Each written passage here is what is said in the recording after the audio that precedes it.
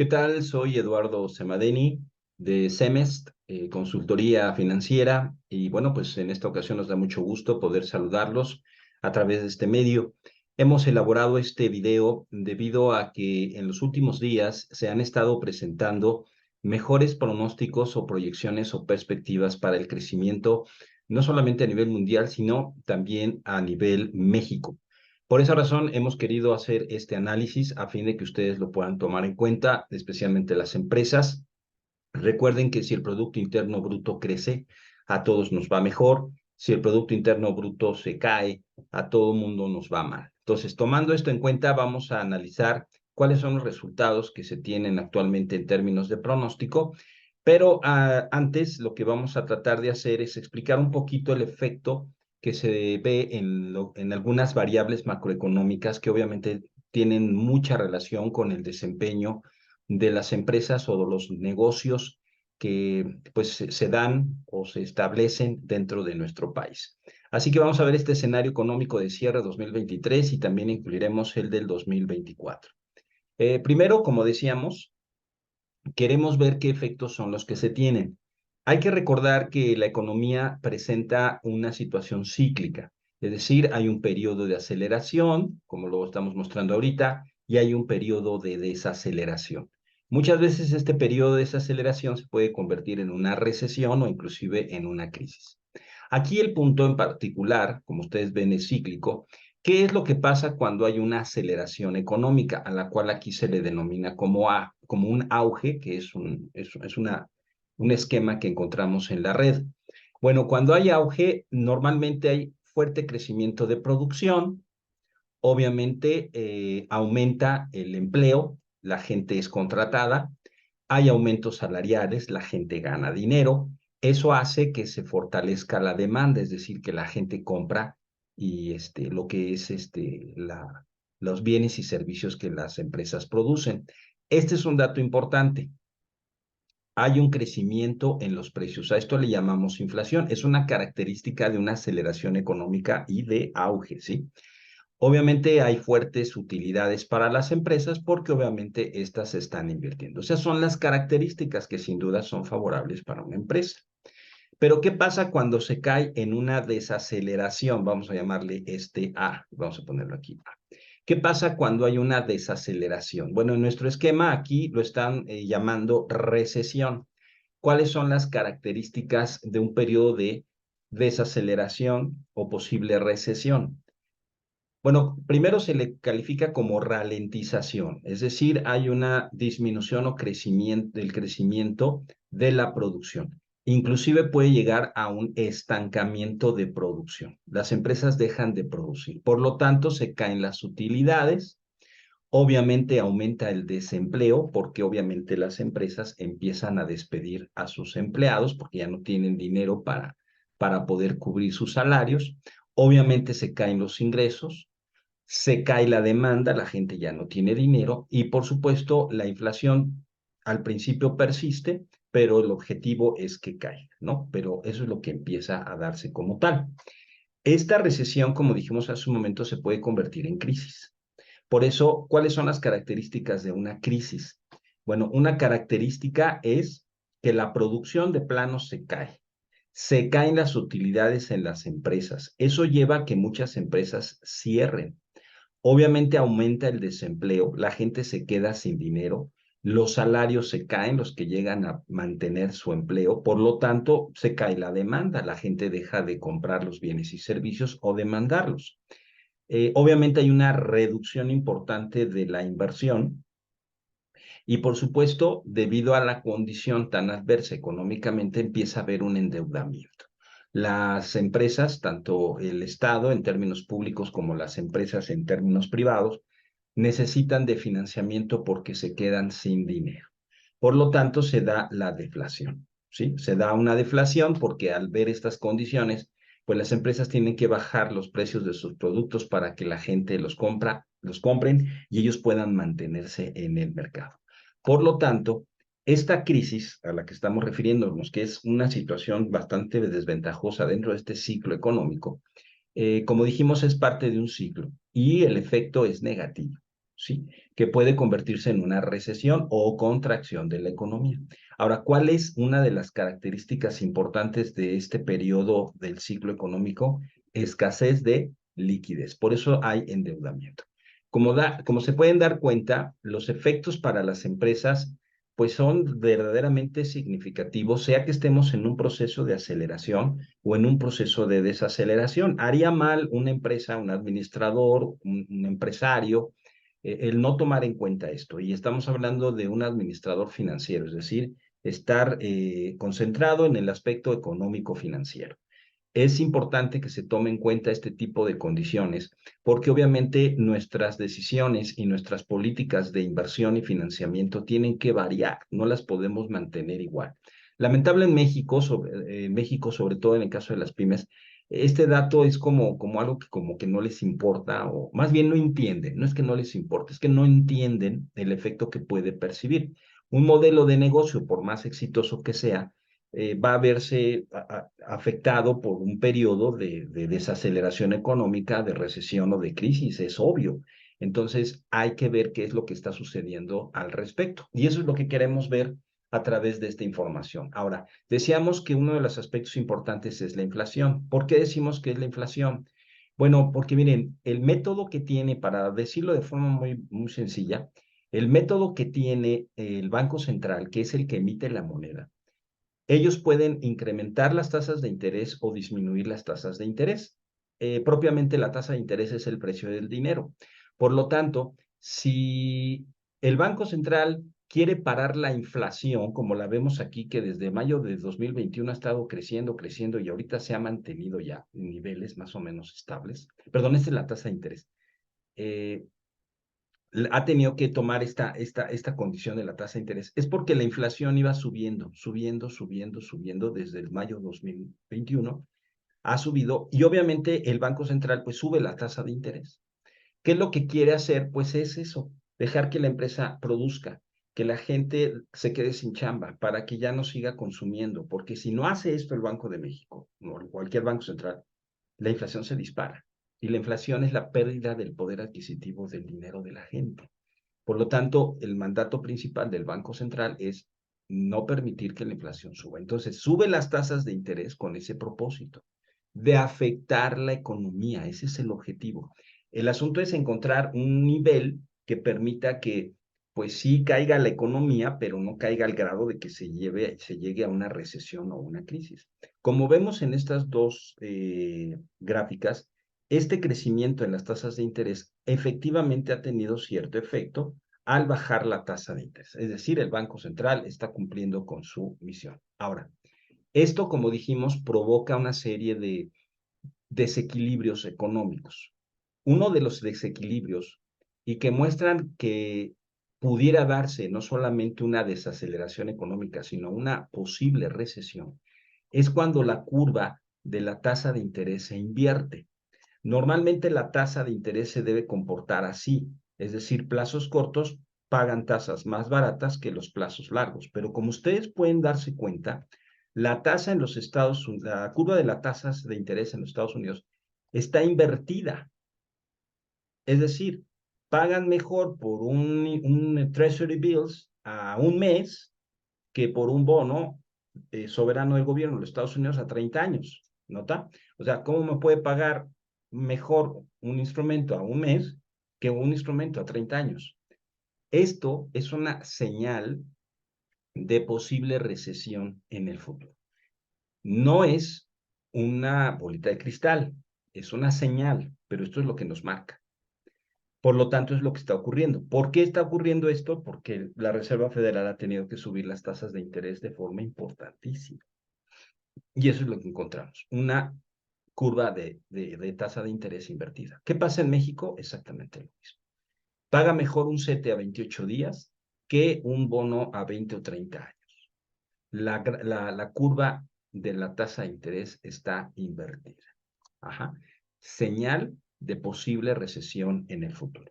¿Cuál es el propósito? Bueno, ¿cuál es la razón de ello? Dijimos, esta es una gráfica de agregados monetarios. Si se dan cuenta, es la cantidad de dinero que está dejando el Banco Central en la economía. Si se fijan, va a la baja. Eso produce que las tasas suban. Por lo tanto, no puede evitar el Banco Central pegarle a la economía. Eso es lo que pasa. Y ya vieron ustedes cuáles son las consecuencias para las empresas. Bueno, entonces, ¿qué es lo que estamos percibiendo? Se hizo una encuesta por parte de Citibanamex, analizamos la encuesta de agosto. Estas son las 31 instituciones financieras que llevan a cabo su pronóstico tanto del Producto Interno Bruto de 2023 como del 24. Como son muchas, lo que hicimos fue hacer un análisis para sacar promedios. ¿Qué encontramos? Bueno, primero, el promedio de crecimiento de estas 31 instituciones es que México va a crecer al 2.9%, mejor de lo que esperábamos, ¿no? 2.9%. Pero para el 2024 sí habría una caída en el crecimiento del 1.7%. La mediana, que sería como eliminar los pronósticos muy bajos y eliminar los pronósticos muy altos, quedarían también nada más 0.10 de diferencia en términos porcentuales, quedaría un crecimiento del 2.8 contra 1.6, muy similares. También calculamos la moda, es decir, cuál es el pronóstico que más se repite. Y el pronóstico que más se repite para muchas instituciones, no todas, pero la que se repite es del 3.2% para el 2023. No obstante, para el 2024 del 1.4%. ¿Cuál es la máxima? ¿Cuál es la institución que da mejor perspectiva de crecimiento? Es para el 2023 es del 3.5 y la menor 2.3. Y para el 2024, ¿qué encontramos? La máxima, 3.6 y la menor, 0.8. Como se dan cuenta, la perspectiva de crecimiento para el 2023 ha sido mejor. Sin embargo, aunque mejoró modestamente el pronóstico para el 2024, sí se ve que hay una caída. Es decir, sí se va a ver una ralentización de la economía, que ya vimos nosotros y repasamos los efectos que van a tener, que le van a pegar de forma directa a las empresas, ¿verdad? Entonces, esto tiene que tomarse en cuenta por el administrador financiero o por el empresario, ¿no? Si no hay un administrador financiero. Ahora, lo que hicimos fue entonces sacar la desviación estándar de todos estos pronósticos para utilizar precisamente la desviación estándar, la media menos desviación como el escenario pesimista y la media más la desviación estándar como el escenario optimista. ¿Qué esperaríamos para el 2023 de acuerdo a esta encuesta? Ya habíamos dicho un crecimiento del 2.9. ¿Cuál es el escenario pesimista? 2.5. ¿Y cuál es el escenario más optimista? 3.2%. Tomando en cuenta que crecimos más del 3,5% en el 2022, pues el 3.2 es bastante bueno. El 2.9 también, en función de lo que esperábamos a principios del año. Para el 24, ¿qué encontramos? Un crecimiento esperado del 1.7. El crecimiento más pesimista es que creceríamos el 1.2%, mientras que el optimista sería del 2.3%, ¿verdad? Como se dan cuenta, la caída en términos de crecimiento del 2023 versus 2024 es bastante importante, es bastante significativo. Lo otro que hicimos fue sacar la moda, ya la habíamos sacado. Entonces, tenemos como la moda, la que más se repite, 3.2. ¿Cuál es la mejor pronóstico de crecimiento de las 31 instituciones? 3.5. ¿Y cuál es la peor? 2.3. Como se dan cuenta, es similar a los datos que obtuvimos anteriormente. Y para el 2004, pues la moda, la que más se repite, es un crecimiento del 1.4. El mejor pronóstico de las 31 instituciones es del 2.2%. Y la peor, la mínima, es decir, la pesimista, es de 0.8, lo cual sí es importante y sí es significativo. Así que esas son las perspectivas que tenemos, ¿verdad? Todavía son bastante inciertas por muchos factores que se están generando y precisamente hoy, ¿no? Inclusive se acaba de tomar la decisión del Banco de la Reserva Federal en dejar la tasa de interés en 5.5% o 5.50, pero con perspectivas a un posible aumento de tasas en los próximos meses, lo cual obviamente está preocupando a los agentes económicos, ¿verdad? Haciendo un comparativo de lo que acabamos nosotros de sacar, en términos de indicador, precisamente si comparamos en términos de la media, la mediana, perdón, la media con respecto a la desviación estándar, la pesimista, en términos de indicador, del 23 al 24, sí se cae 52.8% el indicador. El esperado cae 39.08% y el optimista 28.26%. Es decir, sí se está esperando una caída en la economía en la transición del 2023 al 2024 con las características que ya mencionamos, que deben ser consideradas, ¿verdad? Y en términos de moda, en el indicador, en la mínima, que sería el pesimista, si hay una caída del 65% del indicador, no de la economía, del indicador. La moda, respecto al 23 con el 24, cae un 56%. Pero el máximo, que sería el optimista, ahí no hay una caída, sino hay un leve crecimiento del 2.86. Como quiera que sea, las condiciones que se están presentando para este año son mejores, pero sin embargo sí nos siguen diciendo que el 2024 hay que tener cuidado, hay que tomarlo en cuenta para nuestras planeaciones financieras. Hemos querido ver con este análisis de esta encuesta de Citibanamex, pues lo que han hecho algunas instituciones financieras como el Banco Central. Ustedes se dan cuenta que se esperaba un crecimiento del 2.3, ahora se espera un crecimiento del 3. Es bueno. Y del 1.6 para el 2024, ahora el Banco Central espera un 2.1%. Es decir, se mejoró.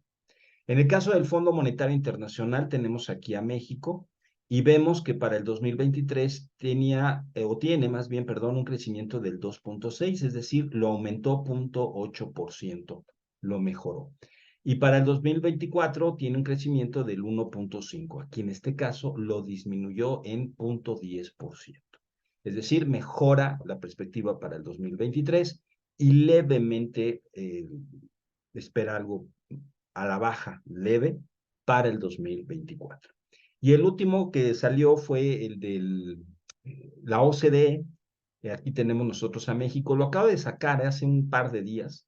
Y lo que encontramos es que ahora, según la OCDE, crecerá para el 2023 el 3.3%, es decir, mejoró 0.70% o 0.7%, mejoró su perspectiva. Y para el 2024 lo está viendo en el 2.5, lo cual mejoró su perspectiva en 0.4 o 0.40%. Es decir, en ambos mejoró el crecimiento. No obstante, sí se percibe todavía que va a haber una desaceleración hacia adelante, hacia futuro. No olviden cómo están las tasas de interés, ¿verdad? La curva está inversa y eso no es una buena señal. Por lo tanto, aunque vamos a hacer un video hablando sobre las empresas, lo que encontramos, de acuerdo a un análisis que hizo la casa de bolsa Monex, ¿cómo afectó en el segundo trimestre a las empresas? Bueno, en términos generales de las empresas que cotizan en la bolsa, en el índice de precios y cotizaciones, hubo un crecimiento de ventas por el 4%, es decir, 1.3 abajo de lo que estimaba Monex. La EBITDA creció 7.3%, es decir, creció 1.9 por abajo de lo que estaba estimando Monex. Es decir, fueron datos que están más o menos en nivel, pero que fueron peor de lo esperado. Es decir, se está viendo una afectación. Y la utilidad neta creció 4.4%, casi fue igual al estimado, ¿no? Está por abajo 0.6, es decir, los tres estuvieron por abajo de lo que esperaba la casa de bolsa, lo cual obviamente pues no habla bien de ello, ¿no? Y por otro lado, dos variables macroeconómicas importantes es las importaciones, en donde ya está este indicador en 99.99, es decir, se están cayendo las importaciones, lo cual pudiera significar una señal respecto al mercado interno en México, porque son empresas que importan. Claro, no todo es para consumo interno, algunas son para consumo externo, pero México está comprando menos al extranjero, está comprando menos al extranjero. Y en el caso, perdón, y en el caso de los ingresos de bienes al por menor, sigue por arriba, 100.65, lo cual hablamos de crecimiento, por eso está en verde todavía, las importaciones están en rojo por parte del INEGI, porque ya está en una etapa de decrecimiento. Los ingresos siguen en una etapa de crecimiento, pero si se dan cuenta, se está regresando este indicador. Así que son datos que sin duda debemos tomar en cuenta para las políticas tanto de inversión como de financiamiento. Especialmente en la transición de 2023 a 2024, todas las empresas que de alguna manera están por contratar deuda tienen que tener cuidado porque estamos esperando una transición 23-24 que va a traer una serie de problemas económicos y financieros, por lo tanto hay que tomar en cuenta para contratación de deuda. Y por otro lado, pues hay que planear muy bien en qué condiciones vamos a estar en términos de inversión, en inversión en activos, porque obviamente estamos esperando que se caiga la demanda y por lo tanto tenemos que prepararnos para esa caída de la demanda, que al parecer no va a ser tan dura o fuerte como la que estábamos esperando, pero se va a generar. Como ustedes saben, nosotros tenemos siempre el propósito, nosotros somos consultores, así que especialmente la empresa PYME es una de las empresas que normalmente no tiene esta área de administración financiera y por ende nosotros lo que hacemos es auxiliarlas, darles soporte y apoyo precisamente para hacer este tipo de análisis a través del análisis e interpretación de sus estados financieros y por supuesto la aplicación de otras técnicas que nos permiten precisamente evaluar las decisiones que se tienen que tomar tanto en términos de financiamiento como en términos de inversión.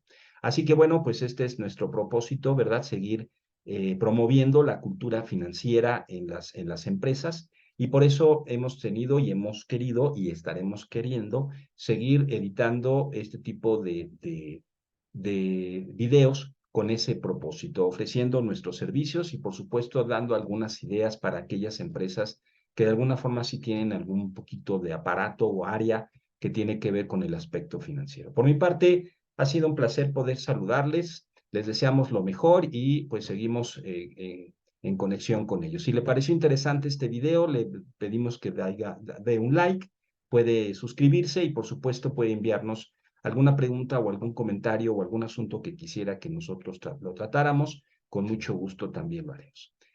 Agradecemos su atención y nos veremos para la próxima. Muchas gracias.